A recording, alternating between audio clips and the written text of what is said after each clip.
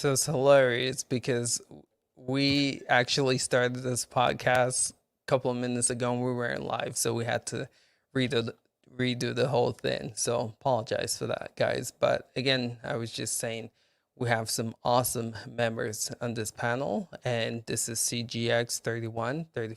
This is the 31st episode that we've done. We have a lot to discuss today when it comes to cloud gaming news. We're going to talk about the shadow fiasco that's going on. Stadia having a pretty good week, I would say. GeForce Now giving us another roadmap with the games coming for March. Amazon Luna, we're gonna, if we have time, get to that. But there was a game that was released, not the best game, but good enough. And then xCloud has some news with some games coming to the cloud, majority sports games. And then we're going to talk about the PC support, which we've done a video on, and you guys can check that out. But we have a special guest, and we're going to get to that guest here in a bit. But just want to take a sec to introduce the panel and just check in with them, see what they're doing, see what games they've been playing, also with what platform. We also have another member who might be coming in a little later. So we'll just have to wait for that. So to get started, Jerry, how you been, sir? What have you been playing? Also, what platform have you been using to play those games on? Yeah, I'm doing good. It has been a really busy week. There's been a lot going on out there. Dirt 5 still. Since it hit Game Pass, I've been playing it on the Series X a lot, just trying to go through that. I went through the whole game on PC, so I've been doing that on Series X and still messing around with the Outriders demo a good bit through GeForce Now and Shadow. Okay. How are you liking the demo? Are you sick of it yet, or do you feel like I you mean, still you getting you some? will get sick of it, but because I'm so busy, I've actually only gotten to put about 5 or 6 hours messing around with stuff in there, and just by the time the whole game comes out, I'll be ready for it. But no, I'm not really sick of it, but I'm not going to grind out dozens of hours either, just replaying a bunch of stuff in a demo. But it's just fun to see how it runs everywhere. I'm kind of more getting ready to see how the launch version runs Yeah. compared, because on different platforms there's some issues and on others there aren't. So be Okay. interesting to see what happens when it comes out. For sure, for sure. I gotta keep telling myself I gotta go back and play that game. But yeah, I'm glad that you're enjoying it for sure. Let's check in with you, Duncan. What have you been up to? What I've been, game? What platform? I've been up to mischief as always. I have been playing on basically everything this week, which is unusual, or par for the course, really. To be fair, the game which actually caught me completely by surprise this week is Avicii on Ooh, Stadia. yeah. I had a load of fun on that. It's basically Guitar Hero, but with a controller. Absolutely having a blast with that. Again, totally took me by surprise, and I'm actually really enjoying that. On other games I've been playing, I have been playing a heck of a lot of Planet Base. A couple of weeks ago, GeForce Now chucked that into their library, and I have been back playing that with a vengeance, and I am scared to know how much I've been playing that. It's one of these games where you think you've been playing it for 10 minutes, and it's actually been like an hour, and the time just disappears. So I've been having fun with that. That's cool. That's cool. That is one pro game that I haven't tried yet, the Avicii game. But I heard someone was saying do something with like copyright, right? You can't stream it because you'll get copyright strikes. Did you try to stream it? Did you No, experience it? I wasn't stupid enough to try and stream that. Yeah. But I know that people have been taken down, but some people haven't been taken down. It's just completely random how it's happening. But I know a fair few people have had issues with that game. Okay. Yeah. Again, haven't played it much, but we'll one of these days take a look at it. How about you, Mark? What you've been playing? What platform have you been using to play those games on? I played a little bit of Journey to the Savage Planet on Stadia. I'd been meaning to kind of jump back into that since I started it sometime last year on xCloud, but I eventually put it down because, tiny screen, short attention span, all of those things. So picked it up again on Stadia. That was pretty good. Played get like the Outriders demo. I have completed it. There was there are some side stuff that you can do that I had missed a few of them. So I went back in, jumped back into that on GeForce Now, and weirdly jumped into GTA Online. It's just the game that doesn't die after 8 years. Right. I can see why they're not putting out another one. The money they pump out of that thing after 8 years is ridiculous. Insane. Yeah. But yeah, been playing that on Shadow for the moment. While we still have it, right? Yeah. But yeah, GTA is one of those games. I mean, you go back and you play it, it still looks good and it still plays really well. So kudos to Rockstar, man. Whatever magic they did with that game is awesome, right? So let's check in with our guest for this episode. Eddie Player One has a YouTube channel. If you guys haven't checked it out, check it out. But Eddie, it's good to see you on here, man. Excited to see just what your take is on cloud gaming. What platform have you been playing? Also, what games have you been playing lately? Also, though, guys, thanks for having me. Every Saturday afternoon, I'm listening to you guys, either watching on my TV or here on the computer. But great to be here. I've played the Avicii game as well. I had the same feeling as Duncan. It is a Guitar Hero with electronic music from Avicii. I stream it, and as if you are on YouTube, you don't have any problems with that. With music, you just get copyright claims. And I don't mind Google taking my 15 cents. I also played... I spent a lot of time playing Gods and Monsters, which is not Gods and Monsters, and I keep forgetting the name of the game, but I continue calling Gods and Monsters. Immortals? Yes, Phoenix thank you.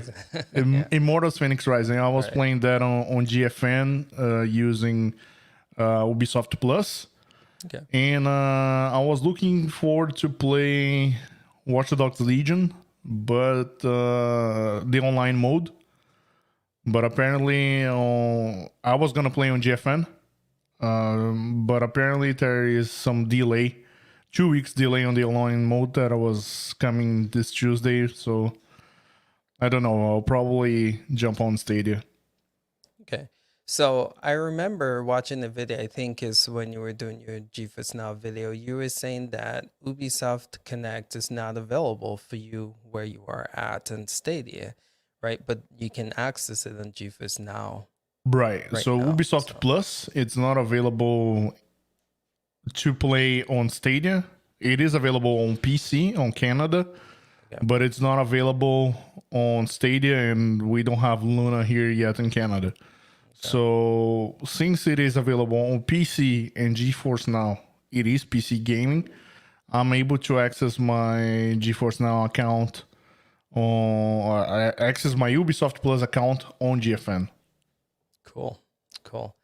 Awesome, man. It's pretty cool again to see you testing different services out. And again, always good to have you on here. So cool. I've been just playing NBA 2K, testing that out on xCloud. It became a thing, or Game Pass game streaming. And it's actually a pretty good experience. A lot of people playing that game right now. So if you're in Stadia and you can't find people to play that game on the park, definitely check it out on xCloud, especially with the 1080p PC support.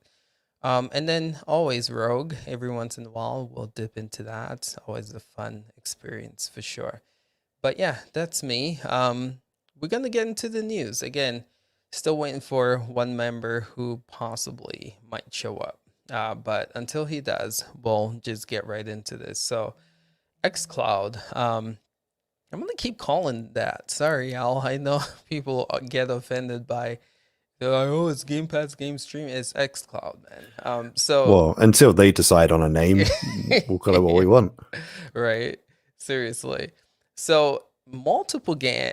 This is I can't wait to hear the panel's thoughts on this, because we've talked about this before with fragmentation. But a lot of games came out for Game Pass. this week. A lot of sports games to talk about, but there's one game out of all the games that came out that came to the cloud, and that was NBA 2K. So we got Madden, we got Football Manager, we got Star Wars Squadrons console, NHL 21 console, right? Football Manager console PC. The only game to come to the cloud was NBA 2K21. So just want to check in with you guys. How do you guys feel about that? We talked about fragmentation before, but what's your take with this? Do you believe this is an issue for xCloud, or do you think this is okay? Just to get started with this, Duncan, what's your take on the fragmentation with xCloud? I don't like it. Be very frank with that. I think it is a bit confusing out there because you don't know what's going to be coming to xCloud and what things are going to be separate. It's great to see that they're supporting the minority sport in basketball, and they left out the big sport and football manager for going to the cloud, which would have been absolutely perfect for it. I'm going fishing here, and damn it, I'm not picking any fish up. But I think we're still sailing towards a place where all the games are going to eventually go on the xCloud, and I just don't know why most of the games this week haven't went to it, especially Madden and Football Manager. For me, Football Manager is the perfect one to be on xCloud because you don't have to worry about it's not touch sensitive. You can just go in there and you're managing a football team. So I don't understand the strategy on what games are going there and which games aren't. I just hope this sort of mess gets cleared up eventually. And I think when we get this big relaunch, when it goes to 1080, we hear about the Series X blades and all this sort of carry on, things will just start settling down, and basically every single game will go on to xCloud. So I just don't like this, especially when they're doing the Mickey Mouse sports like basketball. They should be doing football, proper football. True. Good point. Mark, what's your take on the fragmentation issue with xCloud?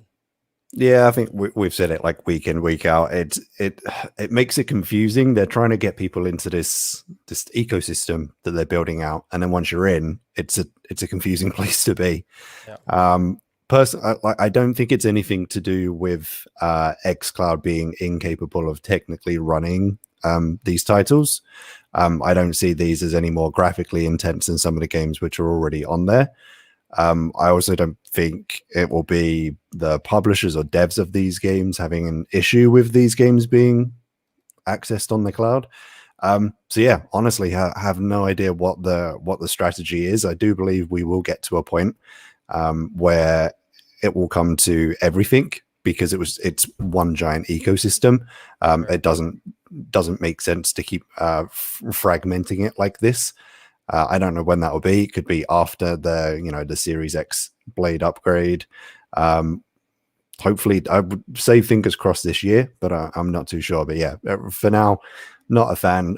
As we've always said before, it makes it kind of confusing as a user. Right. Okay. Eddie, what's your take on this? The fragmentation. I would say it is something that what I'm trying to say, I think it's contractual issues. These companies here, I have contracts either with Google Stadia, or some of those have contracts with Nvidia. I don't want to call it an exclusivity on cloud gaming, but I feel like if Microsoft is offering some games on the cloud as well, other than on console and on PC, some of these publishers may be asking right now for more money, other than Microsoft already paid to have the game on Game Pass. So I do think it's a contractual issue that the years will change that to whatever it comes on Game Pass will come on the cloud. I think that already happens to the first party games, right? From Microsoft.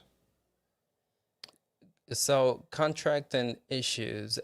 Do you feel like eventually there's gonna come a point where this is not an issue?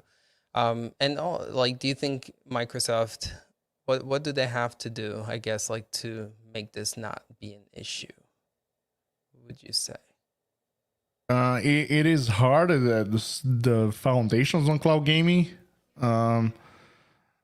As I said, most of these companies are asking for more money to offer their games on the cloud, and Microsoft is just saying, no, it's just another way we're offering the same game that you already allowed us.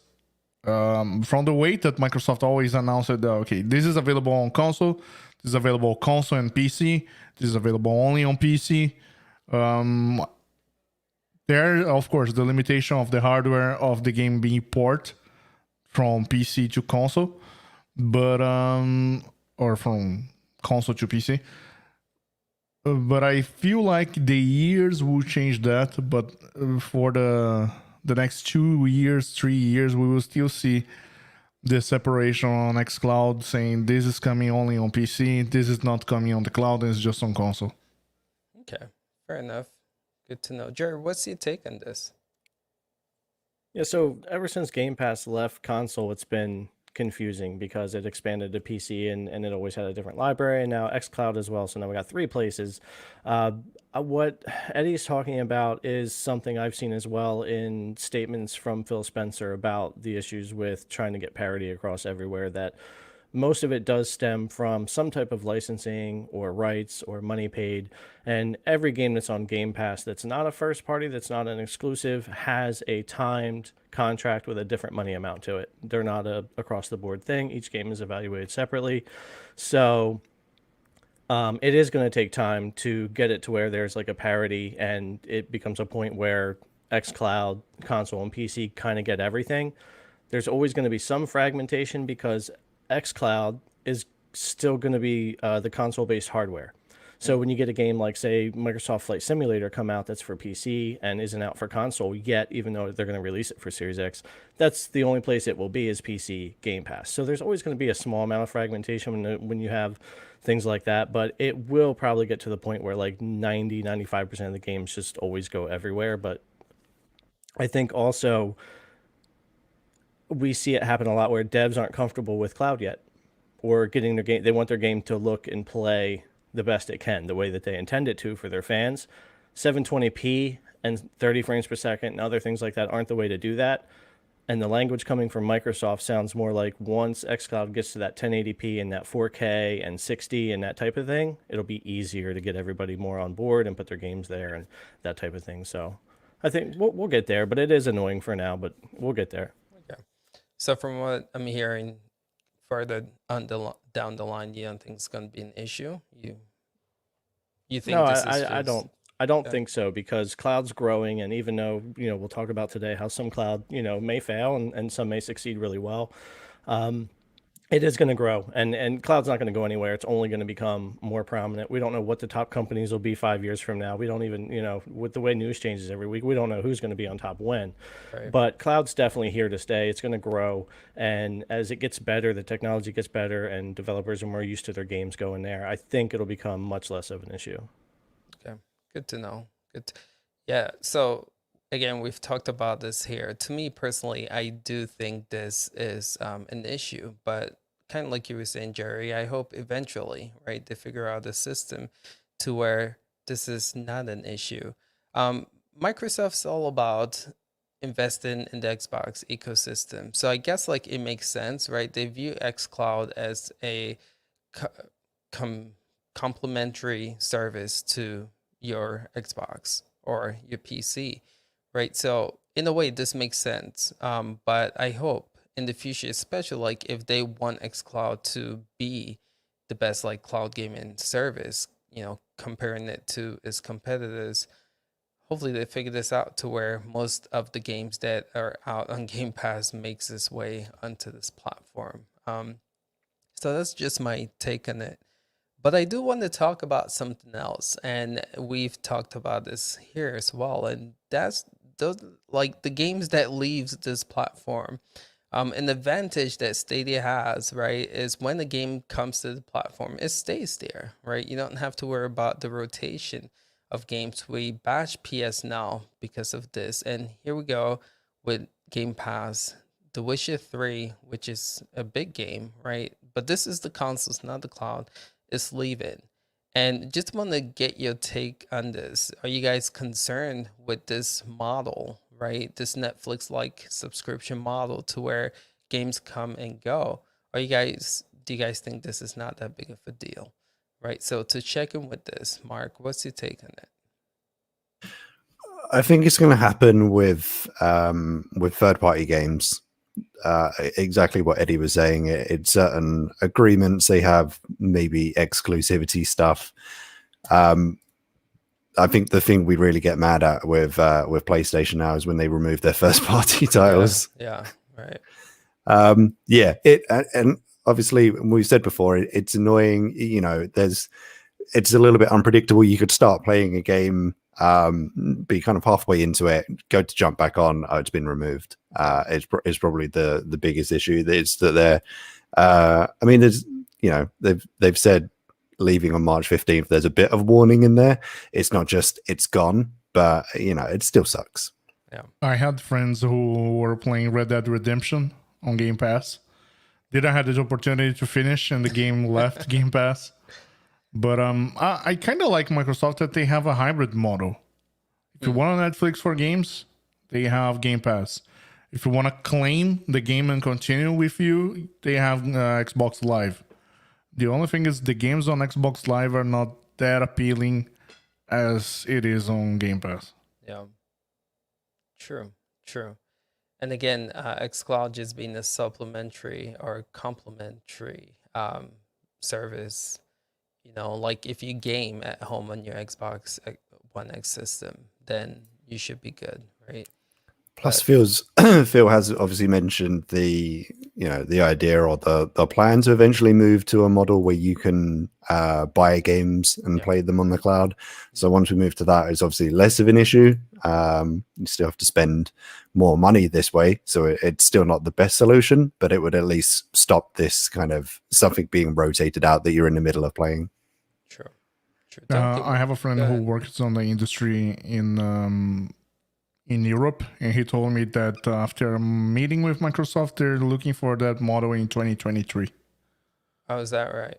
The purchasing games and xCloud model? And being able to play the games on the cloud. That's awesome. Well, switching will come sooner, but I'll take 2023 for sure. Cool. Duncan, what's your take on this news, man? I'm not that concerned at this moment in time. I'm going to bring up a word we bring up all the time, and beta. It's still in beta. And xCloud at this moment in time isn't going to be your primary way to play those games. As we've said there, it's also a supplementary sort of one. So at this moment in time, I am not concerned. And as Eddie said as well, that this is coming. You're going to be able to buy your games eventually. Phil, have to get this right. Phil Spencer has already came out and said it's going to happen. It's just when it's going to happen. That's the question. But at this moment in time, it is an absolute pain that they're leaving. But I'm not overly concerned. And you're in a submodel, and they're giving you notice that the games are leaving. So it's disappointing, yes, but I'm not too concerned at the moment. Okay. Jared, did we get your take on this? Just not on the Game Pass part, which, like Duncan said, to me, that's not a concern. And you know, when you sign up for Game Pass, that's how it is. Exclusives are there forever. Third parties rotate in and out depending on what's going on. You can buy the games at a discount and keep them going, which is great. I think it's like 10% or something like that. So, I mean, you know, very similar to Stadia, I guess, because Stadia being kind of like a console, the games really do never leave. Because on Stadia, you have to purchase that game as well, and then it's not going anywhere. And on Xbox, you purchase it, it's not going anywhere. But Stadia doesn't have a subscription model like Game Pass to offer you that for a limited time to keep playing. So it is similar that way. So, yeah, it's not a big deal. Netflix loses stuff. Other companies lose and rotate stuff. The big thing is as long as the exclusives are there forever, and you're good to go. That's the big thing. And then your third-party titles rotate in and out. You get a notice. You know what you're getting into when you sign up, and you can discount buy it and keep it in your library and keep going, keep your save, keep all that stuff. So it's not that big of a deal. And we discuss it with Luna too, like with the subscription model. What happens if a game leaves and you were playing? They have to have a purchase option, which they don't have yet, but Game Pass already does. They have that ecosystem. So right. Okay. So it sounds like this is not that big of a deal. This is not like a deal breaker to you guys. Games coming in and out with rotation, right? No. Okay. What PlayStation does with PS Now is a deal breaker. They need to fix that. But no, with Game Pass, still absolutely no issues with that. And they're always onboarding more games than they're getting rid of. That's true. The library continues to grow way beyond their original 100 games and 250 games. So True. Okay. So just want to ask you guys, I know some of you guys on here have Game Pass. Anyone pick up 2K21 on Game Pass? Or play it? No? Okay. I'm No, but I currently heard- out of the system. it's last gen. Like they're not doing the Xbox Series X optimized one in Game Pass. Is that true? Yeah. From what I tested, it was the last gen one. So yeah. Bummer. But you are asking a panel which is 50% English, so 50% English. You can speak for yourself. I'm not bloody English. I misspoke. I'm sorry. From the UK. 50% not From the UK. American. From the UK. All good. So the other thing with xCloud is the 1080p. If you want to call it a beta, I guess you can say it's a beta, but there was on Reddit, someone posted this a way to get access to it, and we jumped on it, showcased what that looked like. But I don't know if you guys have tried it, but wanted to check in with you guys to see if you have, and how has that experience been for you. For me personally, I was really impressed by how well it ran. I have to say, if you guys are going to play it on your PC, make sure you have our Xbox controller that is plugged in. If you use Bluetooth or anything else, it's just going to be a terrible experience for you. But just want to check in, Mark, did you test this out yourself? And if so, how was the experience for you? I haven't tested it yet, no. I've been busy. Actually, I've finally checked out Boostroid, so I've been kind of busy testing that this week. Nice. But on the 1080, it was good news to hear. Yeah. It's kind of what we were hoping / expecting. It really just would have been a bad move to go from, go to the PC launch with 720. You cannot get away with that. It just would have looked terrible. It would have been a bad look. So 1080, happy with that. For the moment, we'll see if that gets pushed even further. 1440, maybe 4K when they go to the Series X server blades. Right. PlayStation Now has been in 724 years. Who talks about that, right? In 2021, who plays 720 on PC? Seriously, man. I really don't know what these companies are thinking with that 720p resolution. But yeah, you're right. PS Now has been 720 for the longest time. But yeah, let's check in. Jerry, did you test this out? What's your take on it? I didn't. I watched your video and a couple of other ones, and I've seen a lot of positive reaction for it. And 1080p, a lot of people want 4K, of course, and I still believe it's coming by fall/winter for 4K. I think 1080p is going to be our summertime resolution. It's going to be our in-between as they continue to kind of ramp up, and also how quickly can they install the new server blades and get ready for the 4K. But if they're able to pull this off with what their current hardware is, then that's great. It sounds like it's getting pretty stable and running well. I'll probably wait for the official drop before I get into it and do any videos on it here. But yeah, it looks like everybody's pretty happy with what they're seeing so far. Yeah. Cool. And don't forget, upscaling 1080p is way better than upscaling 720p. So like if you're playing on TV or you're playing through a Shield or anything else, or even a PC with upscaling, it's like so much different to upscale 1080 than it is 720. It's just it helps in so many ways. I agree, 100% for sure.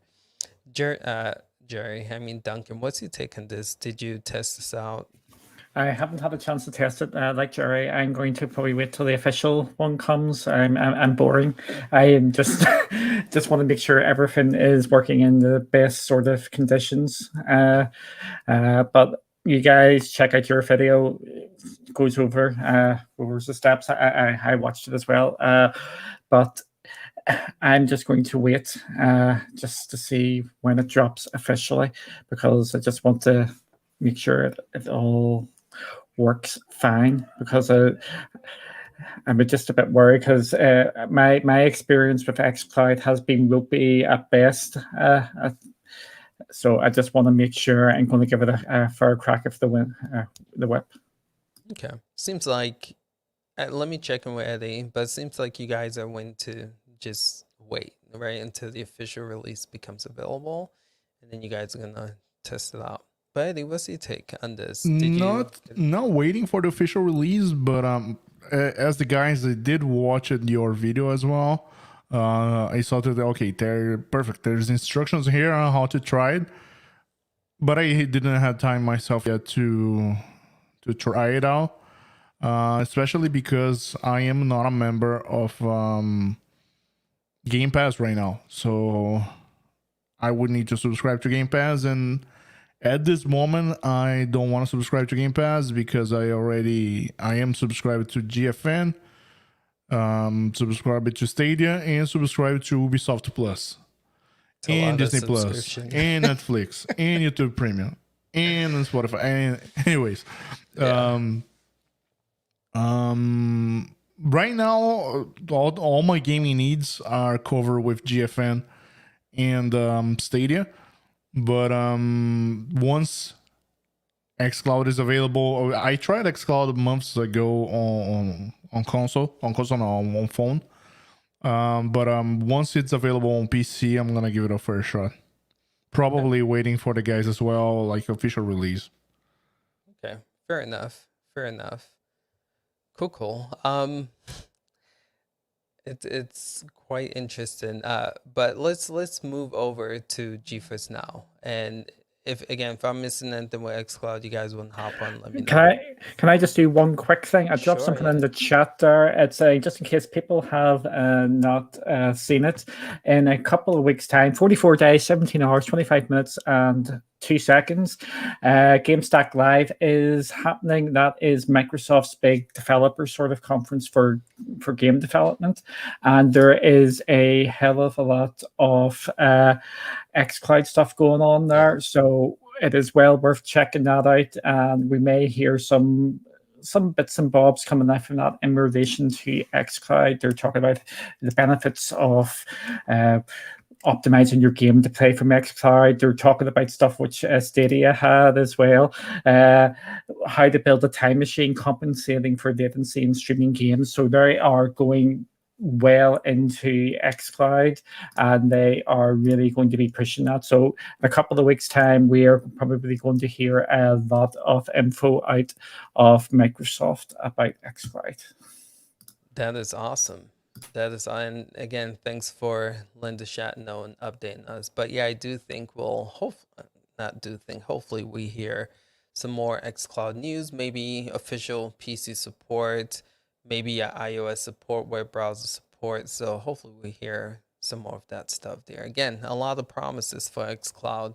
It's just, when are they going to start delivering them? So again, this might be the event, but yeah, keep your eyes out for this one for sure. Okay, cool. So I have to say, guys, 2 podcasts ago, I came on here and said, if GeForce Now continues, they took a whole week to focus on indies, right? And we said we're gonna give them a pass, right? Because again, they got Valheim the previous week, and then Outriders demo. But looking at the games coming for this month, guys, I mean, it doesn't look good, man. It doesn't look good. I'm just being honest, man. And again, I said, if I see this continue, I'm gonna give them a hard time. And I'm just being real. They announced what? 20, how many games? 21 games. And correct me if I'm wrong, I don't see a AAA game on that list for this month, guys. It's mostly AA and indie titles again. And So so I gotta reply to you the following. What's the big game you were missing for there this month? for GeForce Now, Yes. It's a dry March is being month. kind of a slow month on games. That's the problem. I see. The But still. the big titles, I believe I would say for the month of March, it is on Nintendo. And True. Nintendo is doing Nintendo. But here's the thing, though. There are some games that left, right? Again, there's still a lot of old games that GeForce Now is missing, right? So, yes, there might not be any AAA release, releasing this month, but the truth is there's still old games that they can get back on the platform. And I, would think that we'll at least see something, you know? But yeah, let's check in with the members of this panel because I'm really curious to hear what you guys have to say about the games that are coming out for this month. And again, I'll pull that up here in a bit. But let's start off with Duncan. What's your take on these games, man? Okay, this is a double-edged sword here. If we got these games announced coming to Luna, we got these games announced coming to Stadia, or we got these games even announced coming to xCloud, we would be probably saying it's not a bad month. Because these games are coming to GeForce Now, they're a victim of their own success. And I'm going to be honest with you. Yes, I agree with you. These games are not doing anything for me. They are mediocre. But we could again, the month is a bit thin anyway. I've been on there, and I would give this, if we're going for a ratings out from 10, I would be giving this a 4 or 5 out from 10 because it's quantity over quality there. But they are bringing the games, and they are getting a couple of day and date releases there. We've got the Monster Energy Supercross games day and date. We had a couple of day and date releases this week, but there's just nothing there which is going, oh my god, I want to get that straight away. The one which is the game which stands out for me, and people are going to laugh when I say this, is the Workers and Resources Soviet Republic. That game is right up my alley. It's another early access game. It's got a load of streamers doing it as well. It's my sort of thing. But that, for me, that was a standout game, and I wouldn't call it oh my god sort of one. But it's just disappointing because there's no star game there. It's just lots of middling sort of games. On the other game, maybe just to keep an eye on would be the Space Base Startopia game. Again, that's another one up my alley. Yeah. So keep in mind though, this is not the final list, and like we saw last month and the previous month, they do add games to this. But again, just seeing this list, I'm really still disappointed. But just want to check in with you, Jerry. What's your take on the March games coming to GeForce Now? Yeah, it's before this list came out, I wasn't expecting a lot because, as Eddie was starting to say, March for games, and it often is this way, is like really dry. April 1st is Outriders. So in like 25 days or something, just over 3 weeks, we've got that coming to GeForce Now, really like every platform there is. So, that plus some other games in April, it'll probably be a pretty good month. But I think just everywhere, it's going to feel a little bit dry and slow. If you go on your Xbox store and look at games, if you go on PlayStation 5, dry, Stadia, they're all dry except for Outriders coming out April 1st. So while the list isn't great, with it being a dry month for new releases, at least they're backfilling. And is it a great list? No. But I did highlight WRC8 Racing coming to GeForce Now, and that kind of helped with a little bit of a gap in those kind of games. That's a really highly rated racing game. A lot of people like that. So I did like seeing that come along with another day and date release for Loop Hero. And beyond just the games, you see a lot of stuff, we'll get into it later, about gamers. Some people are just kind of leaving Stadia because it feels like Google doesn't care about it. And you feel the opposite when it comes to GeForce Now and Nvidia and their communication with content creators, with gamers. So even if the list isn't great, and I feel like it's a dry month everywhere anyway, just the fact that they continue to come through with all these promises, they continue to communicate well, and they continue to look and sound like they're here to stay and that they have a plan, it instills confidence. And I think a lot of gamers like that just about as much as getting the big games, which, like Eddie said, there's not really a lot of big ones to get this month. Anyway, I'll probably be playing my Switch a lot in March. But yeah, I'm not giving them a pass. It's not a great list, but at the same time, there wasn't a lot that they could do. When it comes to the older games, I get what you're saying, but I've said before, I'm over the past. I don't care about what was on GeForce Now. I care about what's going to come, as the as the AAA games come out and we move into the future. I care more about the building up of GeForce Now over the next few years and what's going to come. Because Duncan's right. If these games came to any other service like Luna or Stadia, we would praise it more because they were getting a big dump of games. But because we lost huge Rockstar, Bethesda, and Activision games and more over on GeForce Now when they left beta last year, a lot of us aren't over it, and we want those games back. So every time we see a list like this with no new games, but also none of the old ones coming back, we get angry. But really, I'm kind of over that, and I more care about where we're going towards the future with GeForce Now. Okay, fair enough. Fair enough. Eddie, what's your take on this? I see a little bit different, not that weak of a list as everybody was saying. And the praise that if we was on other platform, but looking at the list of like Trackmania, which is a free-to-play title from Ubisoft, I really love Overcooked, and this they relaunching Overcooked. It is available on GeForce Now. And I think there's a lot of those games launching over there that are only available on the cloud via GFN. So, and Loop Hero as well, which was one of the big launch titles of the week, even in the indie space. I feel like it is a good list for what the month is offering. So we gotta go back again in April 1st with Outriders. But usually the first part of the month, it's kind of a pretty slow. If it wasn't for Hitman 3 launching this the beginning of the year, would be have really slow. You're right. Hitman 3, I would say, was like the only AAA game, if you want to even call it that has released this year so far, right?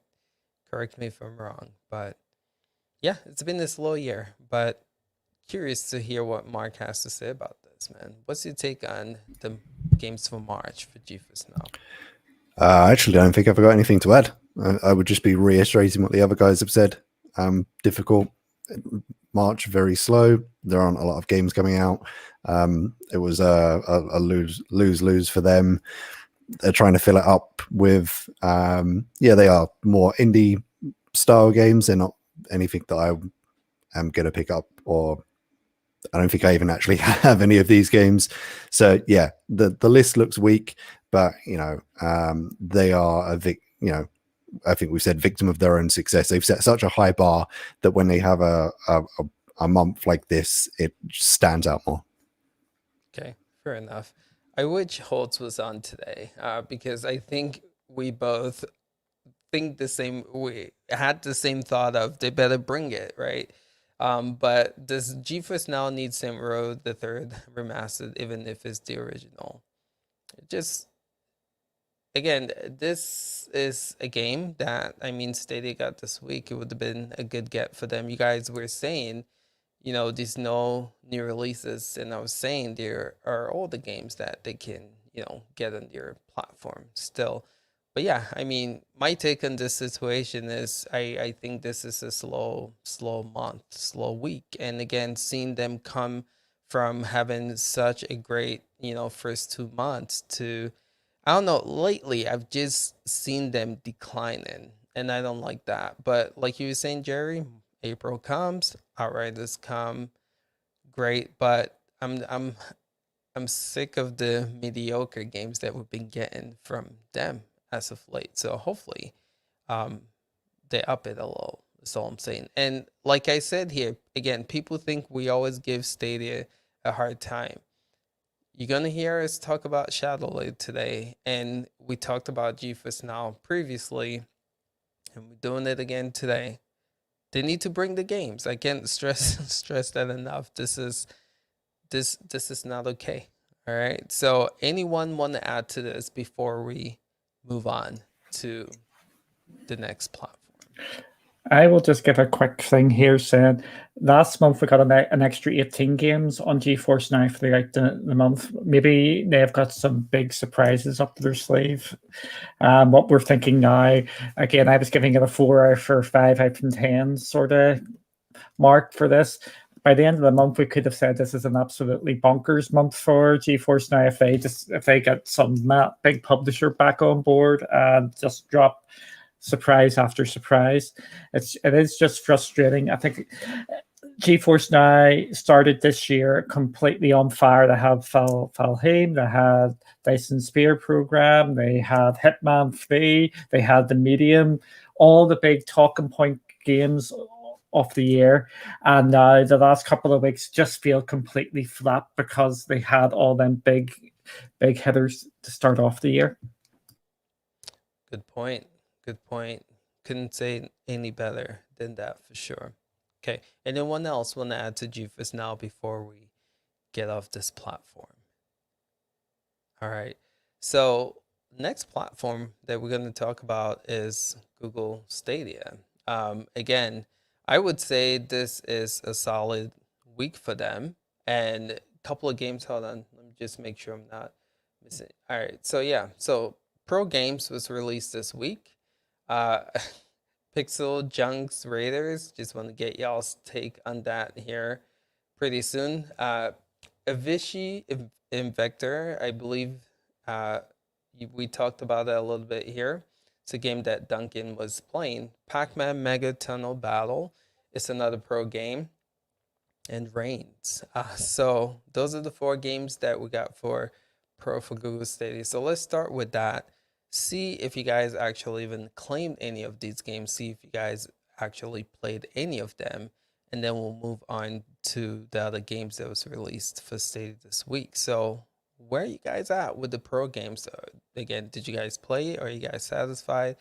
Or is this one of those situations where you guys are clicking claim, but you probably are never going to touch these games? So to get started with this, let's start with Mark. What's your take on the pro games?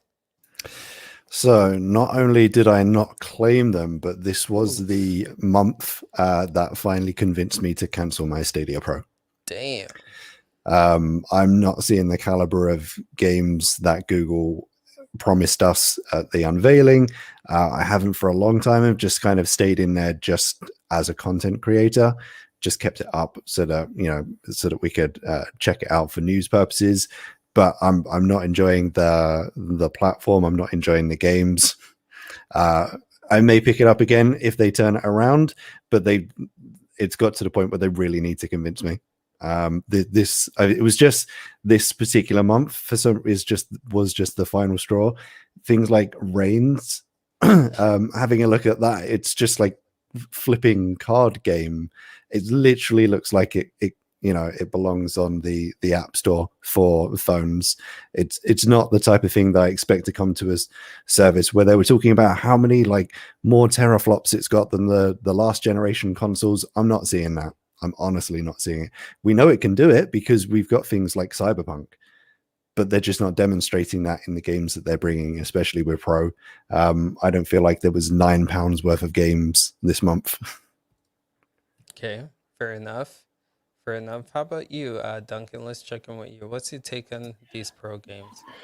Okay, I have really enjoyed Avicii. I've said that for me, it's the perfect game to just chill out to. Just put it on easy and just listen to the music and blast away.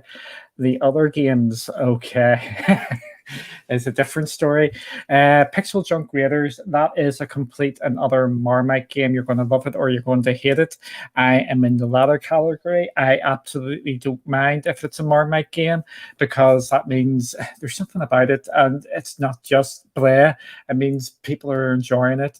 The state share stuff is interesting in it, but I think it's I just don't like it. It just hasn't clicked with me at all. With Reigns, if I was going to want to play Reigns, I would play it on my phone. And Pac-Man, Mega Tunnel, that should have been a pro game to start off with, and I think the boat has sailed in that one. They could have, if that was a pro game to start off with, I think that would be a much better thing. But it's just bleh. The pro games, Avicii. I'm going to tell you that the strange thing about Avicii is it's actually got me considering picking up on another platform instead of Stadia, and just getting the super duper edition because it's on offer. On Mark's point about cancelling Stadia Pro, I have actually seen a number of people are in the same boat as that as well. And I know some of the other content creators have stopped getting Stadia Pro. And I know somebody close to me has stopped their Stadia Pro subscription as well. And I don't like saying it. I think we need a bit of a shake-up on these pro games, because that's what a lot of people are actually paying the sub for. It isn't for the 4K, it's for the games. So I think something needs to be done with that. We actually touched on this a wee bit. Are we seeing the reduction of the pro games due to the lack of numbers of games on Stadia, and they couldn't keep up the 6, 7, 8 games going at a time, and again not having many big sort of games to give off in Pro? It's just Stadia is just in a complete another really weird place. But I'm going to end on a positive here.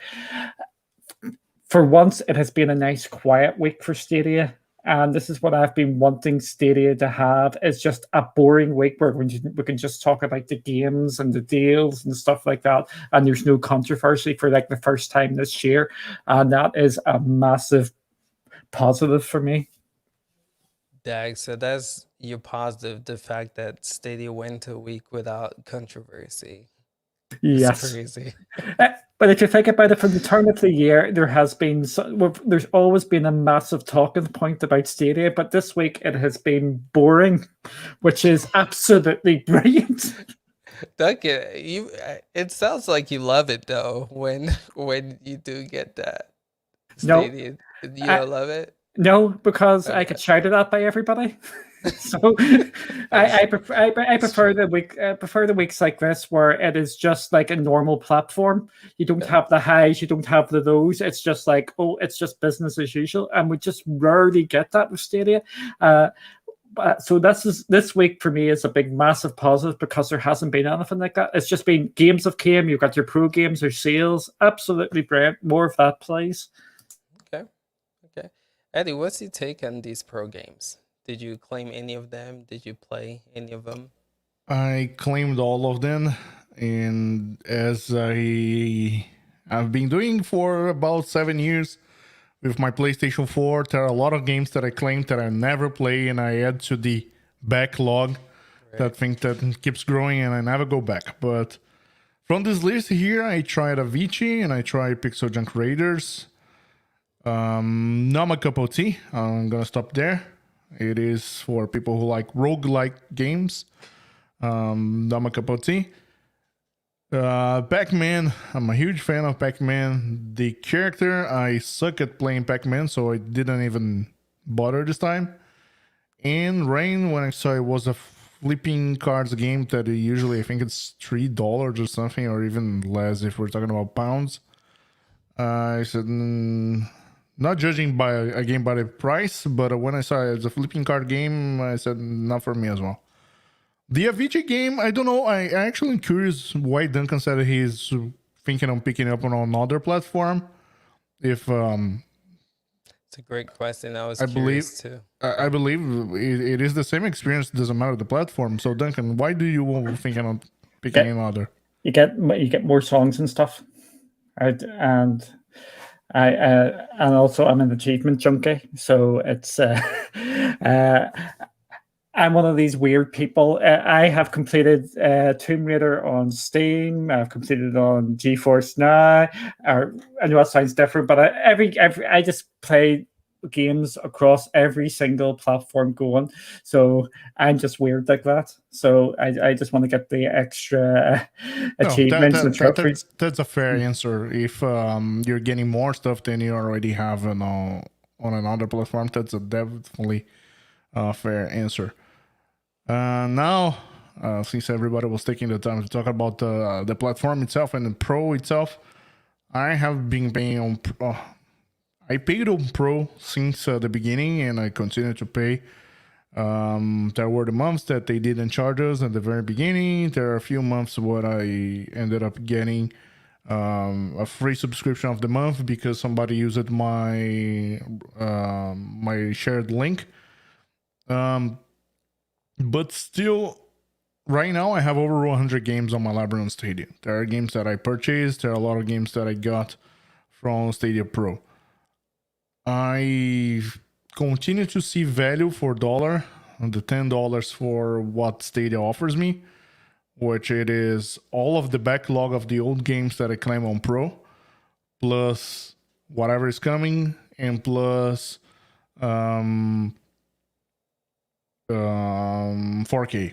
So if it's not for the games that are coming right now on Stadia Pro, there are times I'm gonna go jump back a little bit on Formula 1. So I jump back in F1 or I jump back on something else. But I continue to use Stadia Pro and the Stadia Pro games, and I will continue to be supporting Stadia Pro for, I would say, the existence of the platform. And there are months that are good, there are months that are bad. Just as happened with the 7 years that I was PlayStation Plus member. Right. I always say, if you want to see, this is nothing against you, Mark, but I've always said if you want to see something succeed, speak with your wallet in a way. But again, I understand people who are just like done with Steam support.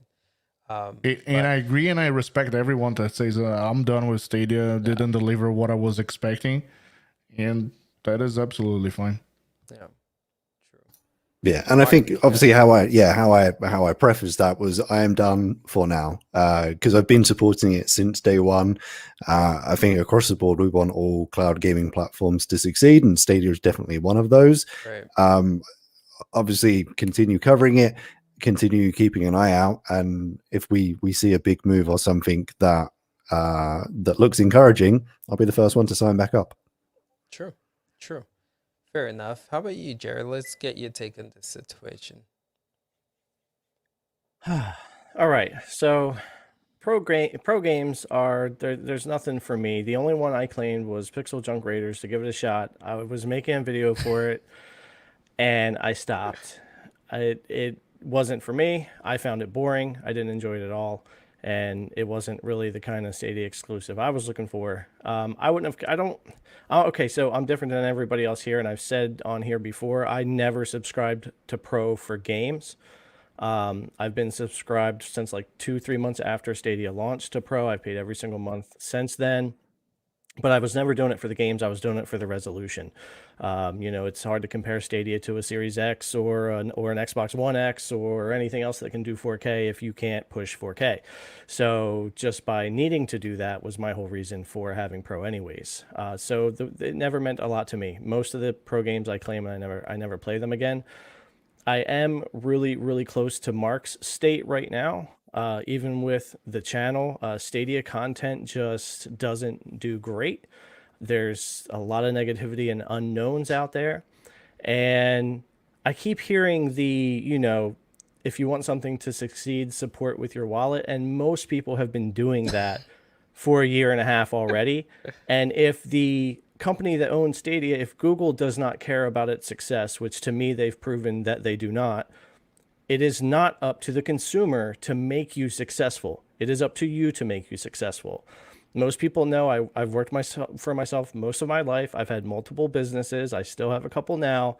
It's never been up to my customers to make me successful. It's always been up to me to make them want to help me be successful and to want to come to me. So whenever I hear you got to open up your wallet, you got to help Stadia. No, Stadia, everyone tried. okay, for a long time. Now, if they show confidence in the brand again, and we're seeing games announced for fall, which Duncan has said, all these games coming out right now, we're already in contract. This isn't anything new. This was going to happen whether they closed their first party studios or not, or whatever was going to happen. These things were already in the works.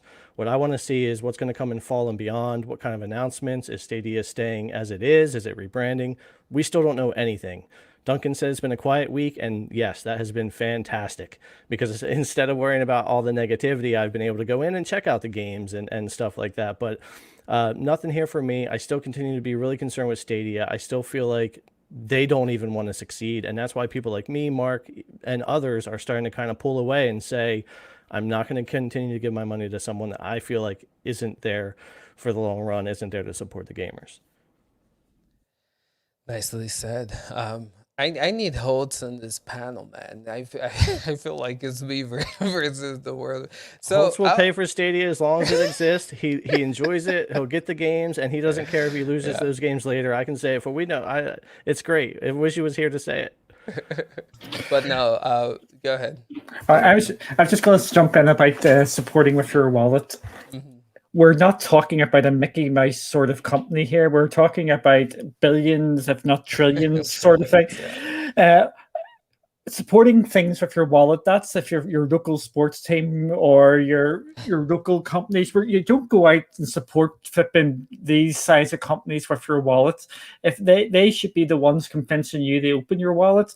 If Stadia is in the position of you need to buy these games to show that you support them, Stadia is absolutely Daffy Ducked from the where they are. They are going down there.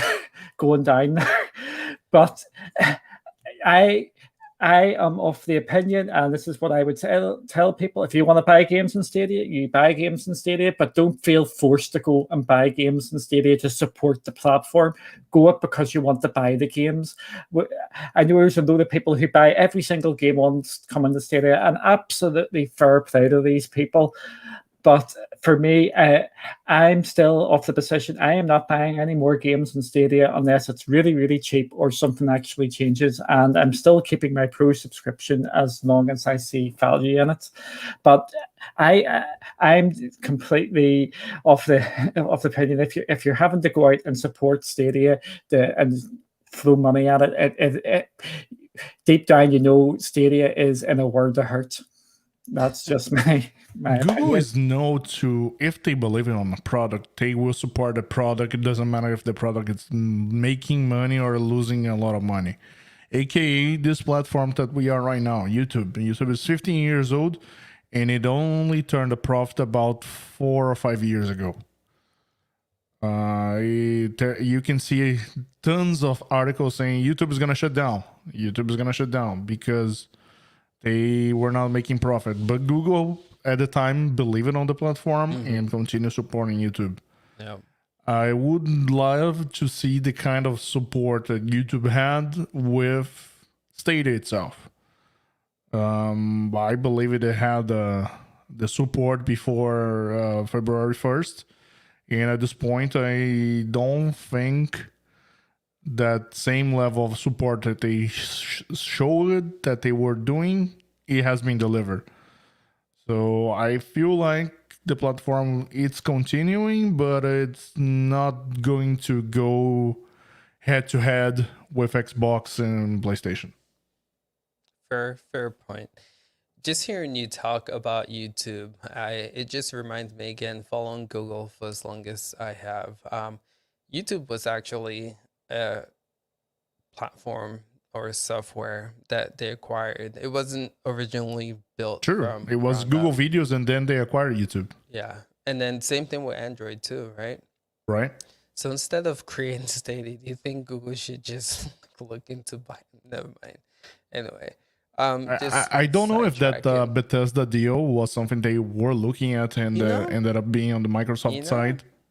Yeah, I mean, Phil Harrison said, again, I don't know how accurate that article is, but that was, a blow for them. So who knows? But we'll get more into this when we talk about Shadow, about like management and how Stadia is a great product, Shadow's a great product, but the management, I feel like, is kind of what's running these platform and services to the ground. But let's wrap this up, because I feel like overall, when you compare GeForce Now games for this week, xCloud games for Amazon Luna's games, and then Stadia games, I feel like as an overall package, Stadia had the better week, right? And I'm okay. So we got Simroad the Third.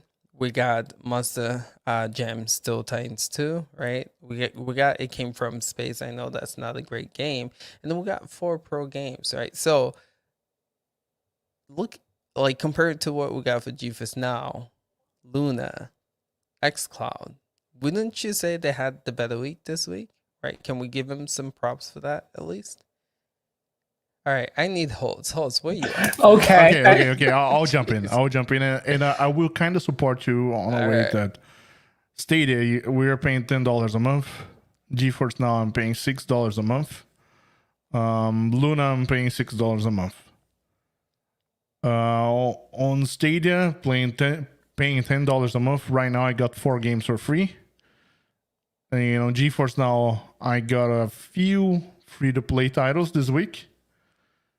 And on the other platforms, I didn't got anything substantial. So if we're talking about games, yes, comparing to the others, it's a better value. And plus Saints Row Remaster. So yeah, props to Stadia, on my opinion. Okay, fair play. Does it only look good comparatively? Is that how we look at it now? Like, the other platforms have an average. I mean, yeah, Shadow's had below average, but the other platforms, in terms of the games that they add this week, have an average or a below average week. So it's the only way that we can kind of give Stadia praise now.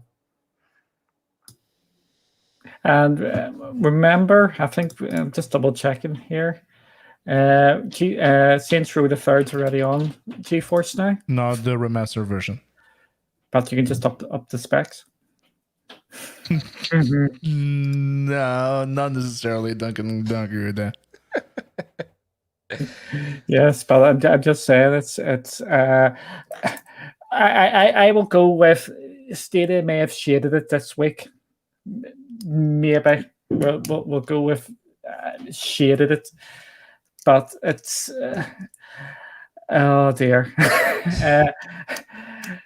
Again, it's the exact same problem. It's okay to say they had a good week, guys. I don't think it was a good week. I think it was okay week. If this is a good week, what would if you? That's comparing to the others, though. Right? Again, I just think it was a okay week. It's nothing there is going, oh my god, I have to jump on the Stadia here. Okay. It's just catching up sort of week. And it hasn't even really caught up that much. Again, that's just my opinion. Fair play. So I just gotta shout out Juan real quick, man. I mean, I've just been reading. If you guys haven't read his comment, man, what do you have against Phil Harrison? If you don't mind me asking, it's just like it's like you want Phil. Poor little Phil. It's like you want Phil out so bad, man. We should like start a petition with Juan and Phil Harrison, man. He destroys every gaming platform he touches. You guys all believe that? Okay. All right. So that's absolutely. And I think specifically, reputation-wise, the stuff we found out about the management of the first-party studio shutdown in the last few weeks has made it very difficult for him to, lead in the position he's in at the moment. So personally, I'm kind of expecting, I don't think he'll be fired. I think he'll be given the option to step down at some point. Yeah. We'll probably, and I think we'll agree this is kind of what they need, kind of like a shake-up at some point soon. During that shake-up, I imagine we'll maybe see a change in management as well.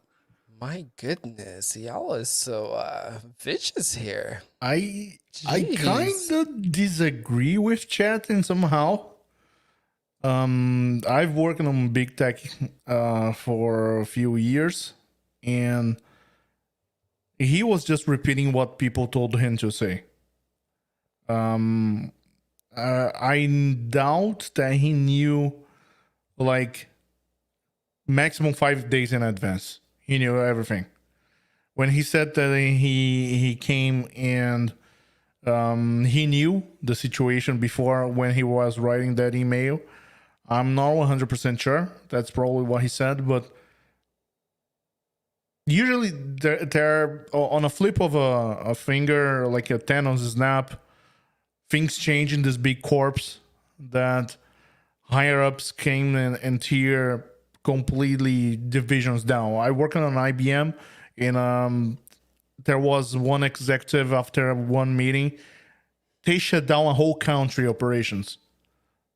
Well, it's not that they were shutting down one sector. They shut down one country, and everybody on that country didn't know everything before. They did had some bad numbers, but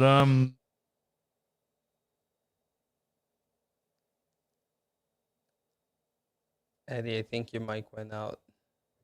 shit, I'm speaking on mute. You're good. You're good. Keep going. You're No, I work at Johnson and Johnson, and there were times that there was a product that was not performing that good, and the higher ups decided to finish the product. So it is kind of that in big techs, and Google apparently doesn't have the mindset to be on the gaming industry just as the gaming industry is right now. Google makes a lot of money on the Google industry, on the gaming industry via Google Play, if you look at the numbers of Google Play. But to be developing games, Google is not ready for that. And I feel like Phil Harrison's vision of trying to sell a complete product, and when it wasn't complete, and he could get away so much better if he added the word beta at the end of everything. But he decided to say, no, this is a final product. When even to this day, it's not final yet. I'm going to agree with Eddie here. I think Phil has made a number of errors, but the majority of the issues are with Google. Microsoft, or we'll talk about Xbox, is at the big boy table with Microsoft. Sony is PlayStation, Nintendo's Nintendo. Amazon are putting the money into gaming. You may not like it, you may do, but we do know they're backing it to the hilt. Stadia is like a side project at this moment in time for Google, and it's being treated like a side project. If Phil wants some money, he has to go up with the begging bowl up and go, "Can I have some money, mate?" And they're going, "No, you're not getting any more. Do what you've got there." This is the issue for Stadia. Again, Phil is far from blame, or it's far from being the number one at fault. He has made a number of mistakes, but for me, his hands have been tied slightly, and he could have and should have probably have done better. And even though I don't think he's fully to blame for this, another one of my bold predictions, he's going to be gone in the next 6 to 12 months as well, just as a change of face. And I don't like calling for people to go. I am not calling him for go. It is just my prediction of how it is going to go. And remember, when people come out with these Phil Harrison stuff, these words they like to say about Phil, they're not, this doesn't all just stem from Stadia. I mean, Gaikai, Atari, PlayStation, Microsoft, everywhere he's gone, it didn't work out, and there's always some excuse, there's always something going on. Yeah, he doesn't, it does feel like his hands were somewhat tied at Google, but people aren't forming these opinions just because of Stadia. They're forming them because of just a very long track record. Dang. Wow. Phil, I hope you never watched the show, man. That's crazy. I love gaming, and it just feels like every piece of gaming he touches just starts to fail until someone else steps in. It's I don't know him personally. None of us do, but that's the track record, and you can't. It's facts. You can go look it up. It just is what it is. Whether he was in the wrong place at the wrong time, like 7 times in a row, I don't know. But unfortunately, that's just the path each platform took when he was there. Interesting. So shout outs to you, Ethium. I don't know if I'm saying your name right, but he is straight up like repping Phil and Stadia here. I think you're the only one to shot, dude. But kudos to you. All right, so I think it's safe to say we can move on from Stadia, right? Okay, cool. So let's talk about Shadow. And man, you know, like when this news came out, we were thinking about like making a video on it. And I was just like, this all sounds too complete. Chief, on the other hand, he's like in this stuff up. So I'm like, dude, just make the video. But Mark, since we have you here, you sound very knowledgeable with what's going on. So I just want you to give like a breakdown on the situation. Then we'll come back and look at, is this the end of Shadow and possibly, you know, what they can do to bounce back from this. So can you give us like a review on an overview of what the heck took place this week? Sure. Yeah, knowledgeable in that I've kind of looked up everything that's publicly available now, comparatively to in the past where, you know, I've had this relationship where we would, you know, upcoming announcements of good stuff, features, competition, stuff like that. We would always have a chat, and this just came out of left field. I had no idea about it. Found out along with everyone else on the live stream, but yeah, just to summarize. So, something that before the live stream we thought was just impacting maybe the EU is across the board. So Blade SAS, which is the European side, and Blade Corp, which is the US side. The US has gone into Chapter 11 protection, and in the EU it's just bankruptcy. Essentially puts Shadow's company at a valuation of 0. At which point they are looking for an investor to come in and take over. And they would then pick up Shadow as a company, obviously at that 0 valuation. But what they'll be doing is taking on their current debts, which they have accruing with the third-party suppliers who host their server blades. The main one of those is 2CRSI, who at the moment host, I'll forget the actual number. It's like 30 million euros in total of hardware, which is utilized by Shadow. 10 million of that is an outstanding lease, and collectively 3.7 million euros in debt right now. So yeah, and that's basically just a summary. And I think we'll probably get into what we think caused this and what we think is going to happen next. Yeah. So since we have you talking about it, what do you think is the cause of this? What went wrong for Shadow? Again, Shadow's in the hot seat today, guys. Stadia got this very sure. Go ahead. So they are very much a startup, and I know that working for a startup, it's very scatterbrained. You're trying to find the thing which is going to boost you from that startup company to a big player, and it causes you to focus on lots of things at once, lose focus of certain things, not think too long term. So yeah, being a startup, essentially, what's forced them to end up in this position is that they're backed by investors. They had X amount of money, which all of it is gone, and through an investment bank since mid last year, they've been looking for more investors, and nobody's been wanting to put more money in. So essentially they've run out of money. That running out of money, in my opinion, is because of the US expansion, which was fast, it was aggressive, and I get the game plan because the market is there. Where you're going to make the most revenue is in the US market. So just being in the EU was very restrictive. They pretty much, I think, hit the, you know, highest level, or not the highest level, but they hit a higher number of players in a kind of niche market within Europe. So they had to go to the US. Obviously that initial expansion caused a massive upfront cost. Opening up data centers in 4 different states. Obviously they started the rollout of the more expensive equipment, the Ultra and Infinite stuff. all of that upfront cost is a lot. So with the hardware limitations restricting the number of people they could bring on, I don't think they got that quick enough return on investment to catch that kind of big down payment upfront. So then, who do you think is? I mean, I get it. You have a vision, you have a plan. You see the U.S. market, you want to go all in, right? Who do you think's at fault with all of this? Do you think it's management? Do you think is the? Just curious, like, who's at fault here?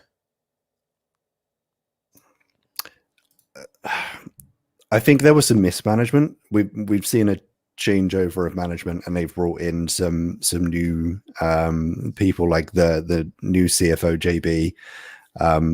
Was like a position that was filled before. They had a CTO, but I don't even know who it was, because he was never on a live stream. He was never coming up with these like roadmaps that we have now, all of which are just like a little bit too late.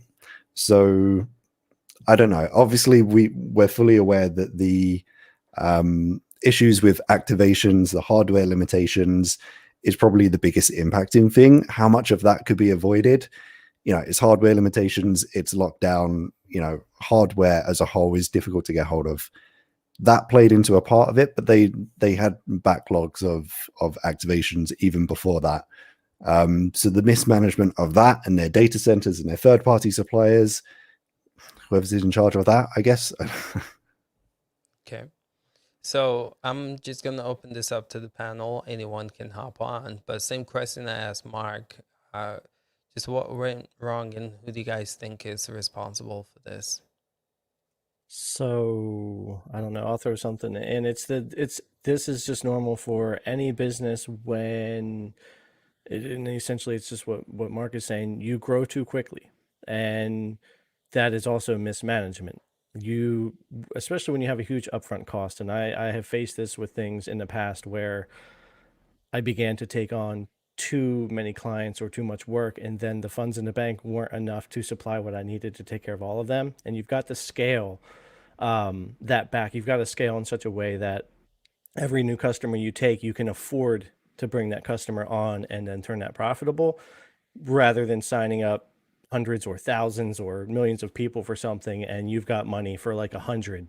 You know what I mean? You have to grow at a pace that works. And I think that's probably one of the biggest things that happened, regardless as to whose fault that was or who mismanaged it, who made those decisions. Who knows if any of us will really even know all of that. I mean, Mark's probably the most knowledgeable person we can find on this stuff. And even he is like, I'm just finding out about this stuff. He doesn't even know stuff. I mean, so we might not ever know, but just to step back and look at it, it's an age-old problem for businesses that try to take on too much too quickly, when it does take such a cost to get a customer on board, to put the blade together, to buy all that hardware.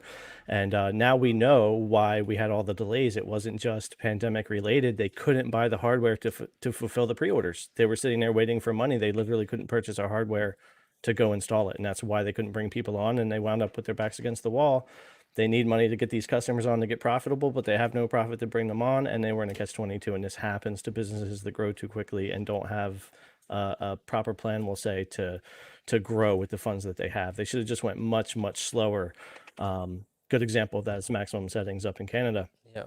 Great cloud computing company, and people are always waiting to sign up, but they refuse to grow too fast and screw their existing customers or mess up their income. And I've always told them I have a lot of respect for that, and I hope they grow really slow and stick around, because you don't want to wind up in the position Shadow's in. And they're basically saying, investor or no. And like we were talking about before the podcast, even investors don't mean Shadow stays. They could decide to do something completely different with it.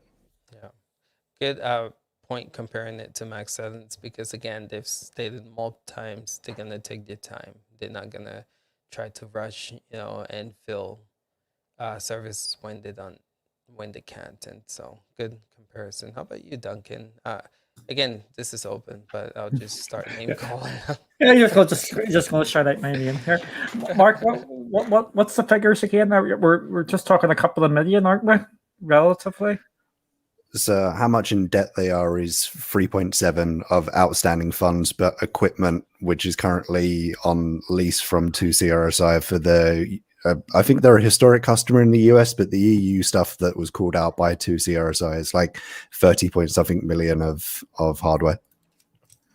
Yeah. So we're not talking a vast amount of money in the in tech terms. We're not talking, which is, I'm actually finding it quite interesting that the figures are actually so low. I think it just shows you where cloud computing really is. We all talk to each other. We're all here, but the actual cloud computing space is actually a lot shorter or smaller even. But my thing is, I'm just going to be interested who actually is going to go after Shadow.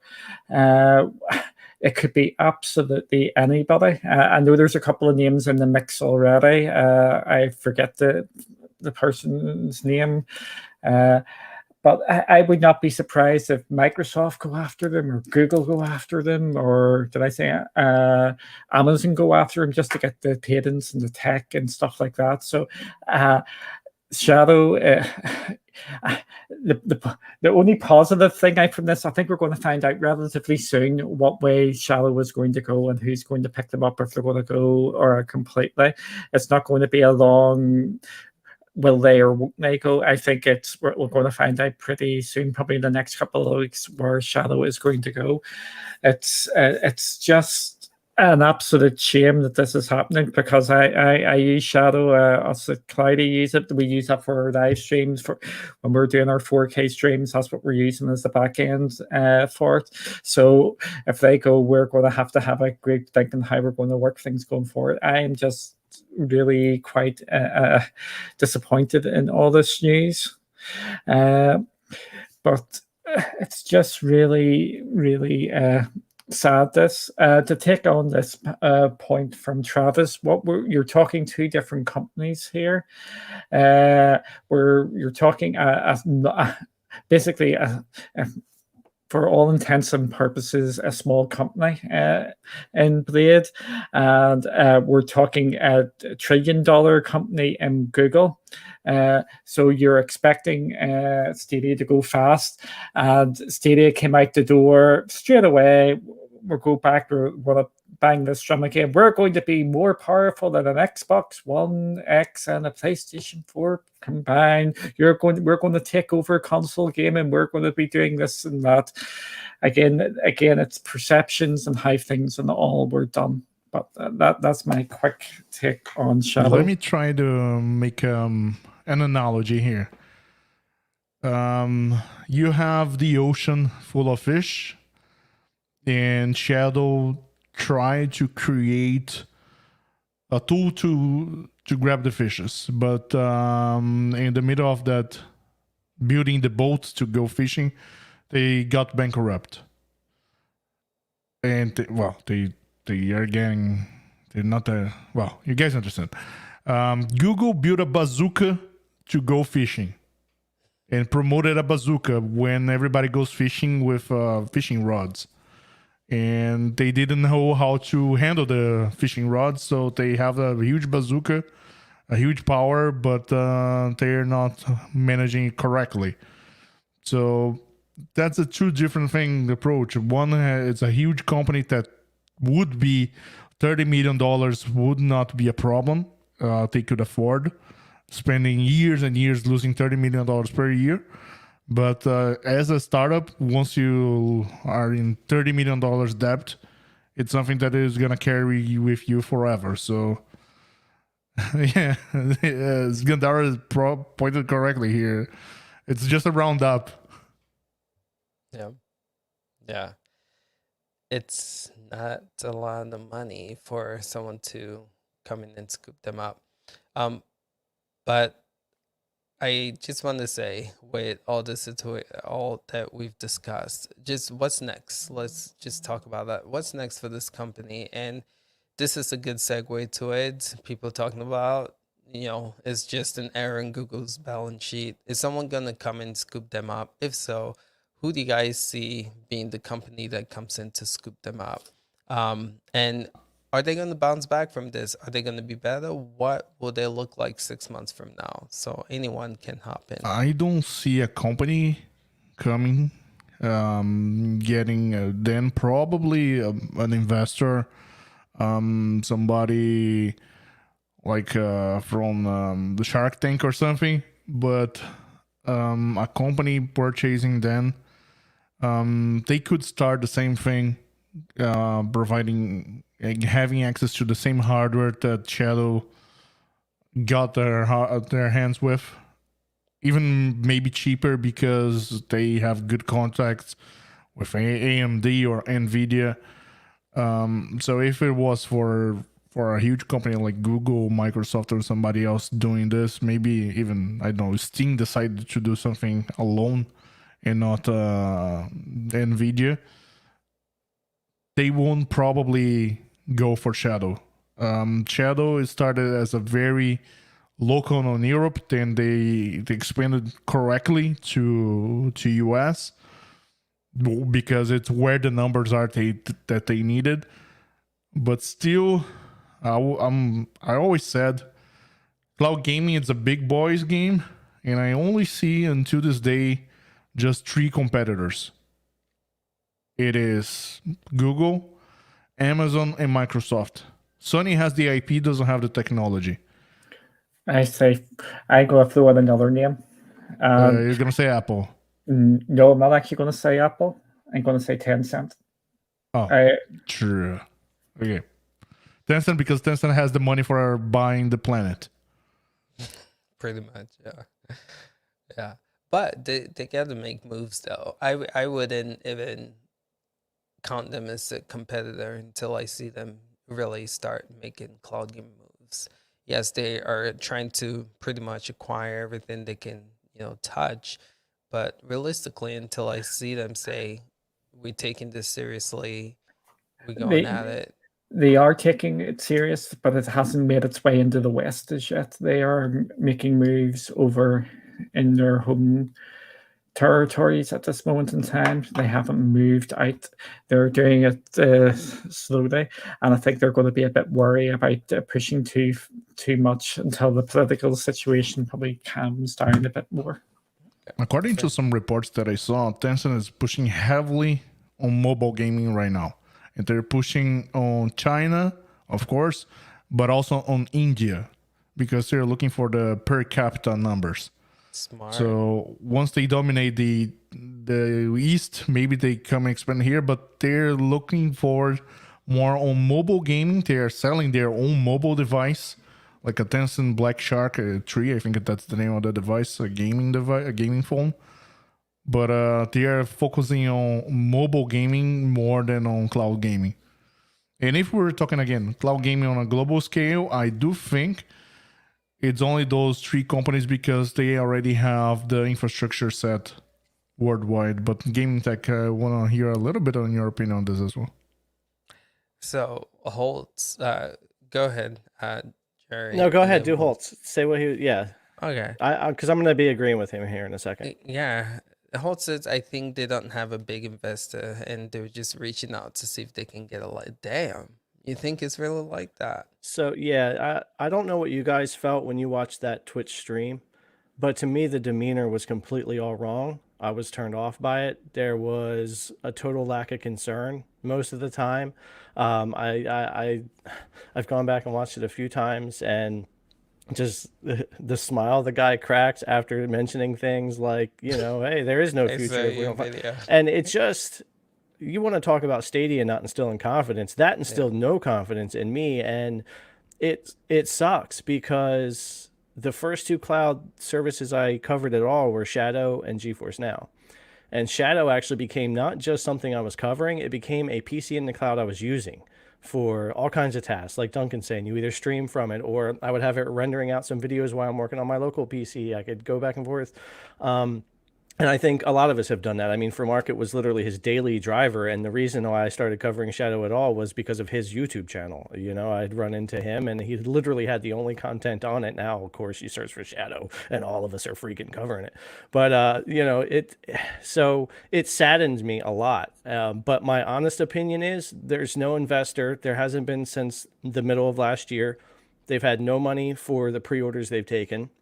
They've canceled my pre-order for the New York data center. I got They a did. thing on my, yeah, there's none of those coming.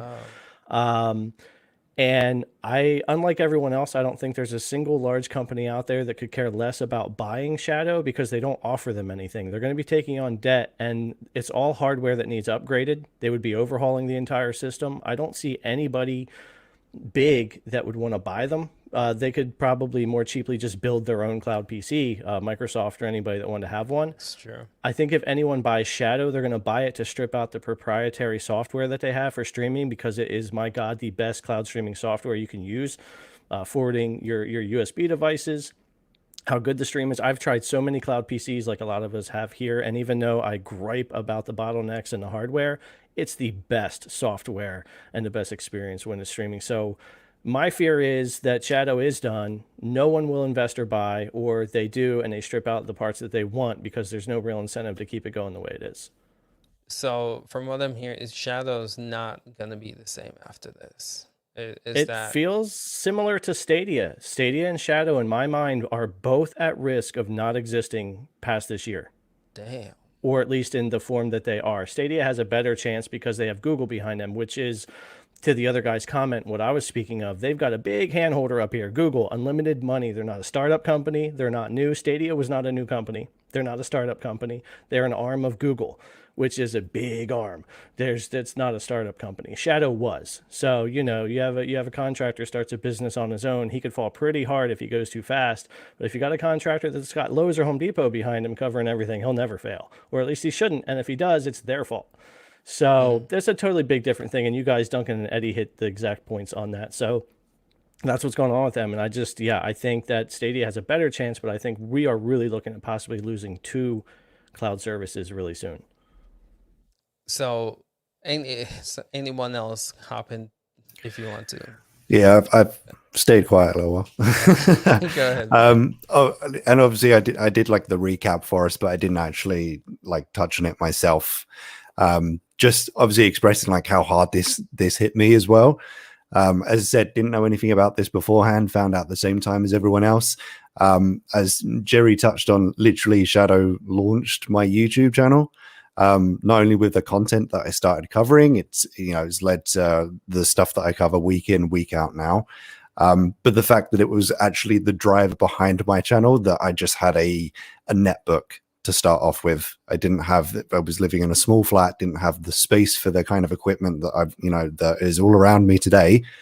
So yeah, like from that, like the hat that I wear week in, week out, I don't know if people have seen the back, but it literally, it's always a Shadow hat, like in every video. So yeah, so from that side, I obviously just wanted to say how hard this was as well.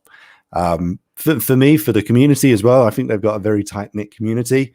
I imagine for the staff there as well. They're a startup company. It's not one of these big companies with thousands of people who you will never meet. It just, there's singular offices in the US and in Paris. It's all very tight-knit there as well. So it's got to be difficult for them. The live stream definitely didn't make me feel better. The demeanor, the way that they were saying it, and also, and this is what I highlighted in my video, the disconnect between the language used in the live stream and the language in that very official next quarter financial report from 2CRSI. It seemed, and you can expect this, it seemed very sugar coated on the live stream, and it, even more so the emails and blog posts that have come out since. That's like a mountain of sugar poured over it. It's talking about its exciting brand new start, and that's a very weird spin, and it feels like overcorrection, and that probably concerned more people than like alleviated fears. But yeah, the disconnect of the language was, and I actually asked the question on the live stream, which I think finally got the co-founder to answer, was they're talking about the outstanding debt with 2CRSI and what's going to happen in the meantime, because the transaction of a new investor could take I've heard weeks mentioned. Luke on the live stream said weeks. Stefan said it takes a couple of months. So in that time, are 2CRSI, who hosts their servers, happy to just sit in that debt for the next couple of months and just keep hosting the service as normal? Shadow say yes. 2CSI's document says that they will take immediate action to recoup hardware to take back the losses, basically. So that's what has me concerned for the immediate, because obviously the message we got was nothing changes with the service. Users won't be impacted. It would just be, for legal purposes, a change of ownership, and people won't even be able to tell the difference. They'll keep working on the improvements that we've talked about, their 2021 roadmap. They'll keep pushing out improvements. Yes, the Ultra and Infinite rollouts have stopped, but everything else should carry on like clockwork. And I don't think that's going to quite be the case. In terms of investors, I think they probably do. I don't think it's a case of they've got zero interest. As we've mentioned, yes, there is an issue with the amount of hardware they currently have, the potential state of that hardware with how out of date it is, the cost it would take to upgrade that. But, you know, as we've said, the proprietary software, hands down, one of the best. So I think they definitely do have interested people. Who that is, I think, is probably going to be completely different to who we might have in our head. I know on my live stream, we were just literally throwing out names of gaming companies. We were like HP, Epic Games, Amazon, Google. And I don't think it's going to be any of those. I don't think it's going to be just an investment bank, like somebody who we've not heard of, somebody who's not within the industry. Because they've said that themselves. They said that the interest that they've got is from, and I think to quote them, it was like a competent big player in the industry. The competent part made me laugh because I was like, is that admittance of their own incompetence? I don't know. You said it. But I think it's somebody within the industry. But like the latest reports we're seeing is it's potentially OVH, who did some of the server hosting for them for their boost tiers previously, before there was a concept of boost, ultra, and infinite, and it was just the kind of one tier. OVH did a lot of their server hosting for them. It was like a couple of years ago now, I think. So I think there's an interest of them stepping in, but what they'll do at that point, we have yet to see. Will they step in, continue running the service and change things up and try to make it profitable? Will they absorb it and take some of the tech? We'll have to wait and see. I have no idea at this point. Very informative. Thank you, Mark, for all of that. And so I'm going to ask the question that I asked for Google Stadia. Give it a time frame, right? Do you guys see, again, Shadow bouncing? Actually, no, let's not do that. Let's ask. So 2021 has been an ish show for cloud gaming. I'll just be realistic. With the Stadia news and now the Shadow news, we really thought this would be the year that, you know, cloud gaming would take off. Where are you guys now? Where do you guys stand? Who do you guys see, you know, again, top dog? Who do you guys see struggling? And who do you guys see surviving in all of this at the end of this year? So we tend to do this every once in a while, but we have a guest today. And again, with the Shadow news, I just want to hear where you guys are all with this question. So to get started, we'll go with Jerry.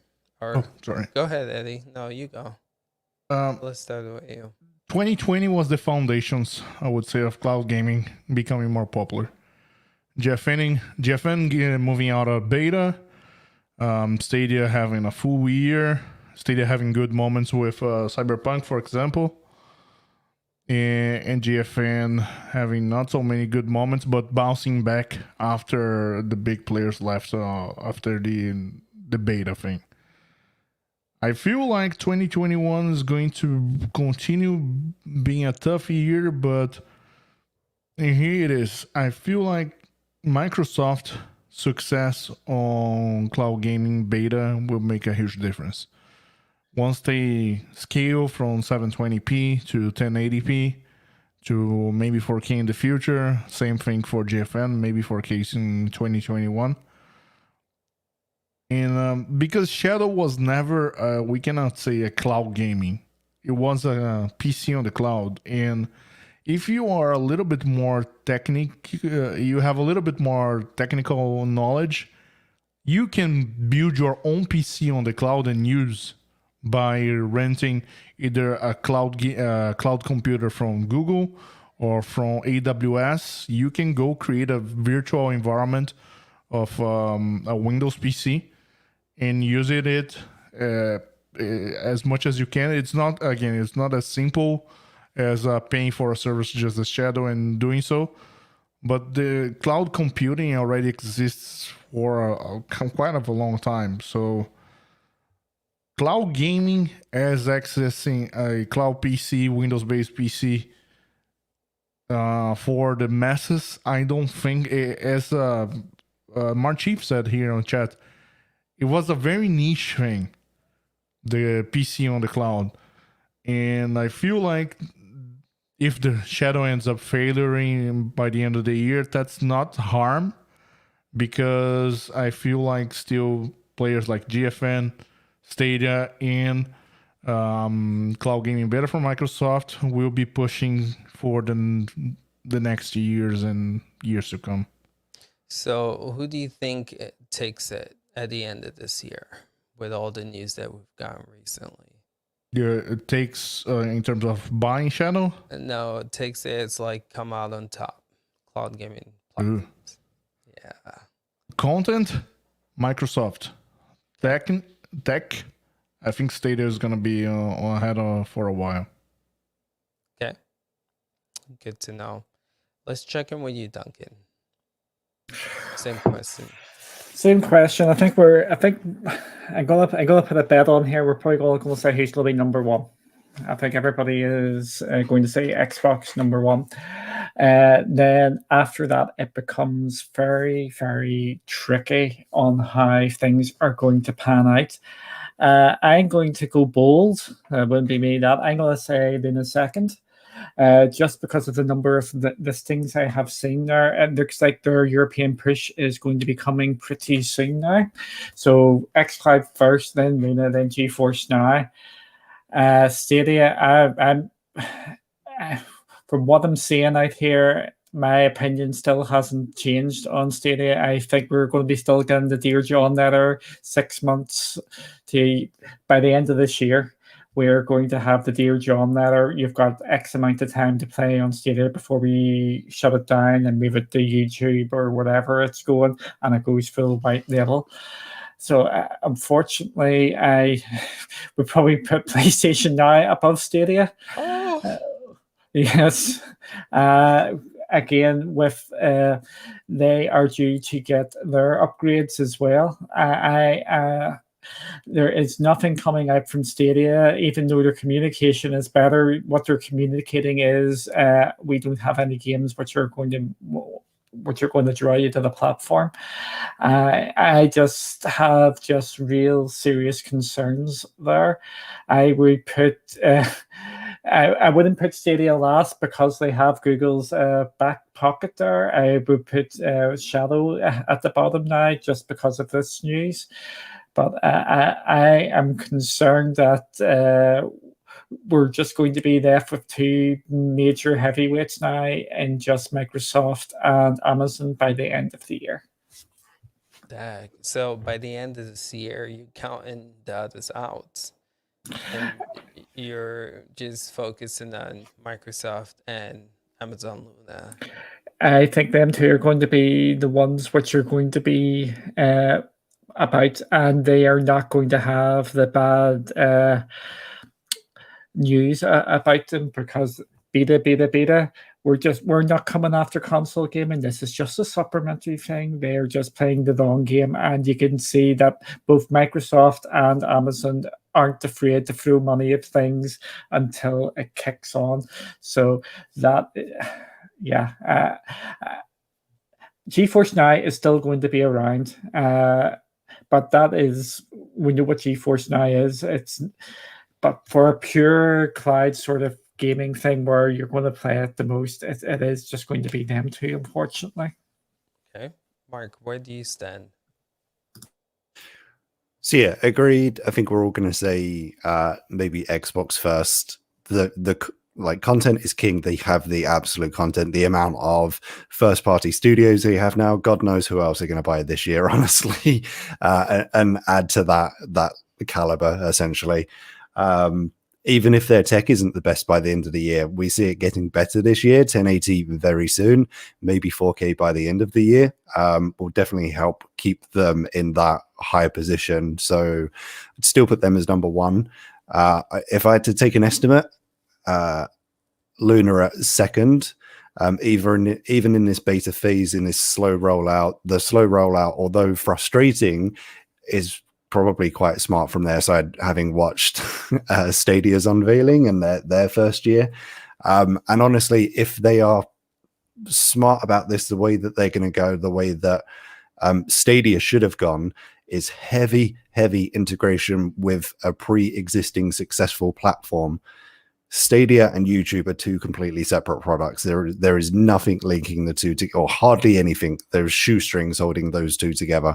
Whereas Luna is going to do heavy integration with Twitch, with hopefully, we've already seen the support they've given to Twitch streamers, small, big streamers. If they can get it in the hands of them and have them, even if it has to be exclusivity deals, I don't really care how they do it. They're going to get it into the hands of big streamers with big audiences who are going to see this firsthand, and it's going to make it grow quicker, essentially. So that puts Luna second on my list. GeForce Now, we've always got the feeling of GeForce Now is they're not in it for the money. I don't think they're making any money. Obviously, the free tier is probably the most popular, 0 money. The founders tier, they're happy to keep an introductory offer for another year at this point. They're not in it for the money, but they're still fully supporting it. So I don't see it going anywhere. In terms of, like, they're not going to shut it down. It's not going to cease to exist. They'll keep adding games to it. They'll keep improving. Hopefully this year might be the year that they get back the Activision Blizzard contracts and things like that. We can always hope. I have no idea on that front, but hopefully something will turn around this year. And PlayStation, I had an estimate at the start of this year that PlayStation was going to do something big with PlayStation Now, or completely get rid of it and just do something cloud gaming related. That I think they would have liked to have launched with the PlayStation 5, but it wasn't ready in time. I honestly believe they're working on something, and I thought this year might be the year that they do something with it. But even if it's ready, this year being somewhat of a dumpster fire for cloud gaming, I'm not sure if they would even just hold back on it at this point and wait.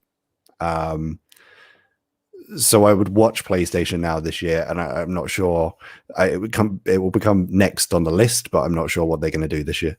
Yeah.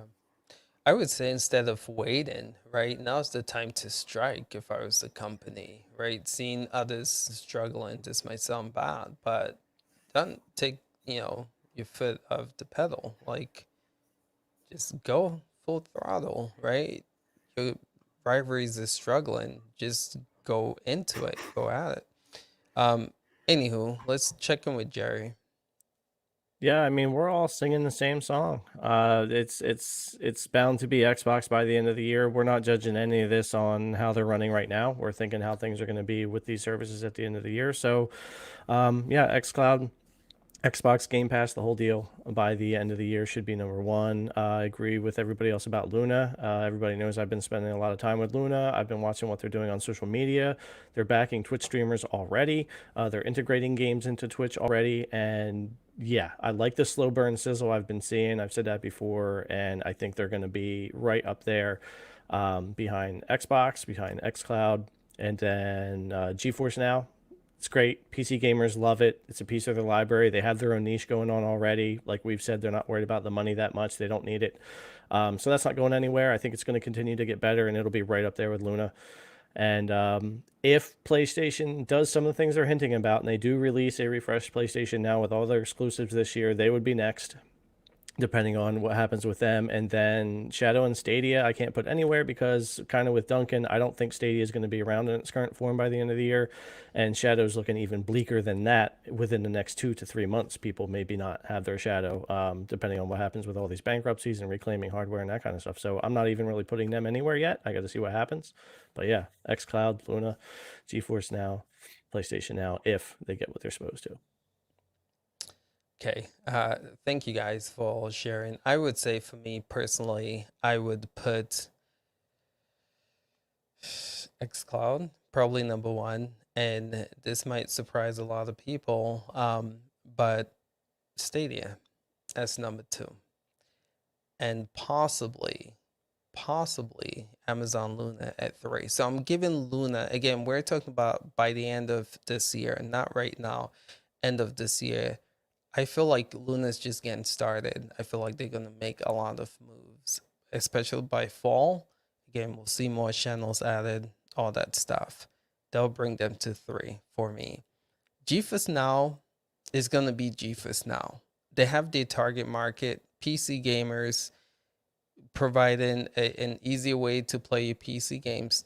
That's what they are. That's what it's very, in a way, niche what they're aiming for, right? So again, they're not gonna be bringing console games to GeForce Now. You know what they are. You know what they're gonna do. So there's not. There are a lot of PC gamers, but realistically, because the market is so selective, they're just gonna stay in the way where they are. I see these other companies like Luna, xCloud growing, and GeForce Now kind of growing at a slower rate. But Stadia at my number two, to me, I came to that conclusion last night because I was playing it and it works. My thing is change of management, which I believe we're going to see this year. You guys all on here saying Phil needs to go. I think we're going to see something happen. Again, Stadia is probably one of the best products that we have. They just need new people running it. And I think we'll see that. And once we do, I can see Stadia getting back to what its original purpose was going to be. So that's my top four, right? Again, whatever Sun decides to do, they might come in at 5. But Shadow, it's not looking too good, honestly. So it's xCloud. Rest in peace, Shadow. Yeah, xCloud, Stadia, I would say Luna, and then GeForce Now for me. So that's my order. But Chief and Holtz, man, if you guys are on here, just type. I would definitely love to know what y'all's are, what your top 3 or 4 is as well. But yeah, Hey, so let me just add something here on Sure. the GeForce Now. They have currently, as they reported, 6 million members. Yeah. That includes the free tier, but I don't feel like GeForce Now will keep the free tier longer, and that number will probably drop it. But if they continue to offer an introductory price, that number will probably go back and people will continue paying for GeForce Now founders. Yeah. True. I think And- one of the reasons. Go ahead. No, and I was gonna say Luna. I know a lot of people are talking about Luna, but still they're calling early access. And usually on software, you have early access. After early access, you have a beta. I'm not sure if Luna is gonna go on that approach. And on Luna, even though Canada is really close to US, we all thought that Luna was be available at the time already here in Canada, and it's not. So we gotta see. Stadia launched available in 16 countries, and Luna is still US only. We gotta wait and see. True. Eddie, I'm not sure if you know this or not, but Amazon Games are doing a big, massive recruitment over here in Europe and the UK. Have to be careful how I say this and all now, just so I don't offend people. So if they are looking community managers for UK, they're looking one for France, and they're also looking one for the greater European Union. And I think my betting is that they're going to combine them, so they'll be under the Amazon Games sort of thing with Luna. So I think we're going to be hearing about Luna moving to the UK shortly. So you think Luna launches in UK, maybe Europe this year? Yeah. Okay. I would hope so. I would hope so. If they don't launch in UK this year, that I would be shocked and concerned. A lot of people tend to think that their Luna isn't as far behind as people think. They're actually kind of, still working on a lot of things, but with New World August 31st, with that delay kind of going back, that they may be trying to line up some more expansion of Luna along with that game, because we do know that game should be will be on Luna to play. So there is some speculation, and a lot of the expansion is going to happen along with that game as well to kind of push the service, but who knows? Yeah. I was just going to touch on something you said, yes. I don't think a change in management will do a lot unless Google is going to back it up with more money.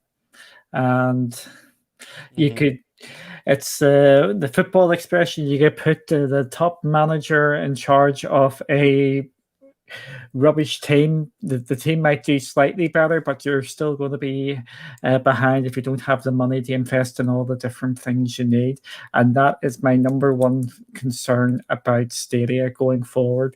Are we going to be getting these AAA games day and date? And we still do not know. Yeah.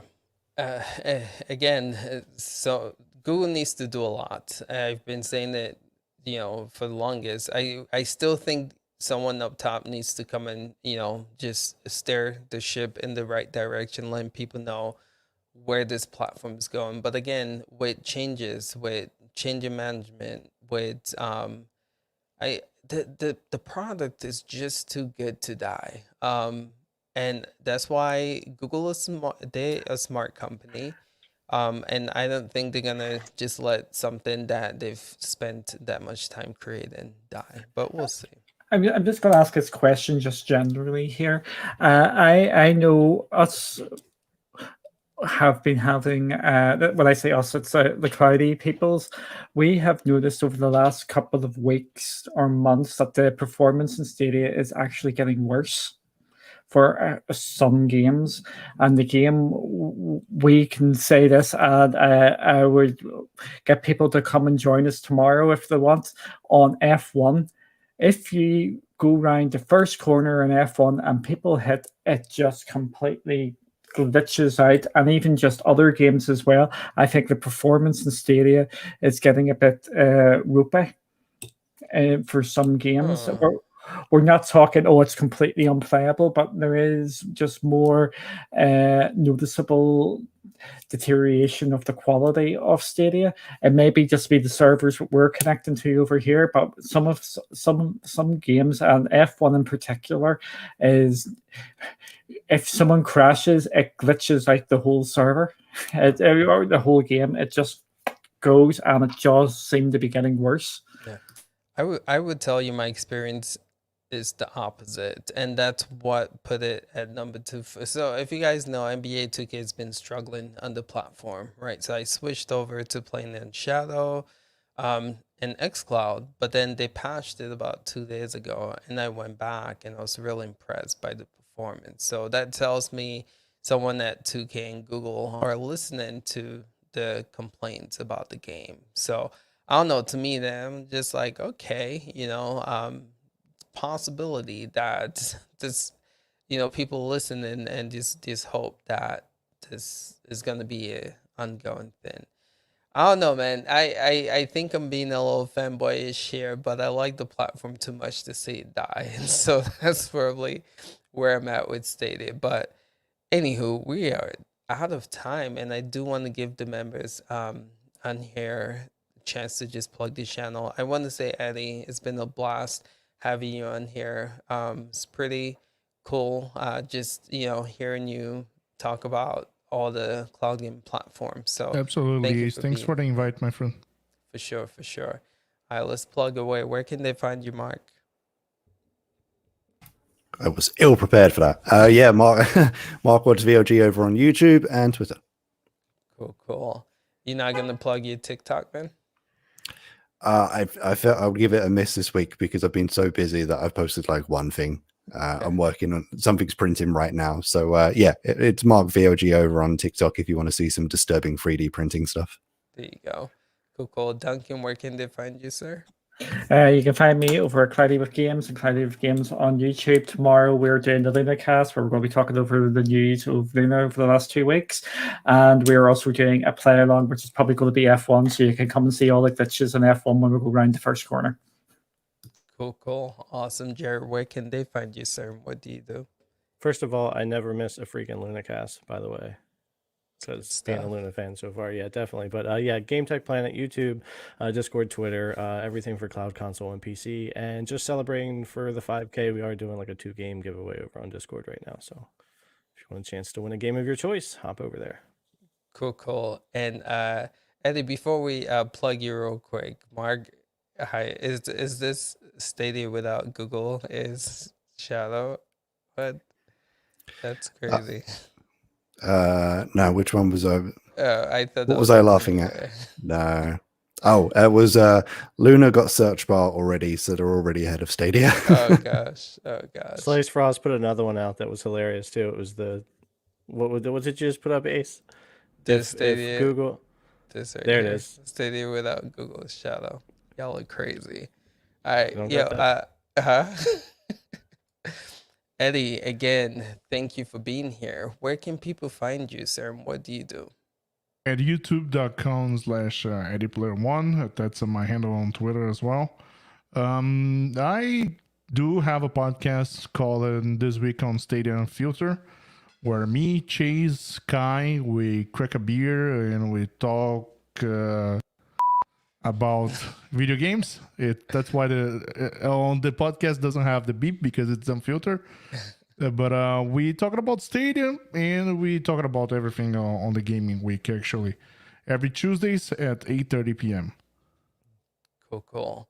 Again, awesome panel. Really enjoyed the discussions that we have on a weekly basis on here. Don't forget, guys, this also is in audio form. If you guys were interested, check your local podcast network, Spotify, Apple iTunes, Google Play Music, or whatever the hell they call it these days. But yeah, I appreciate you guys being here. This was fun. Again, we try to bring the audience in and interact with you guys. So hopefully you guys enjoy that. But again, Eddie, thank you. Again, great experience having you on the show. We'll catch Thank you you guys guys for having me. for sure. We'll catch you guys next Saturday at 2 p.m. Pacific time. All right. Appreciate you guys. Till next time. Peace out.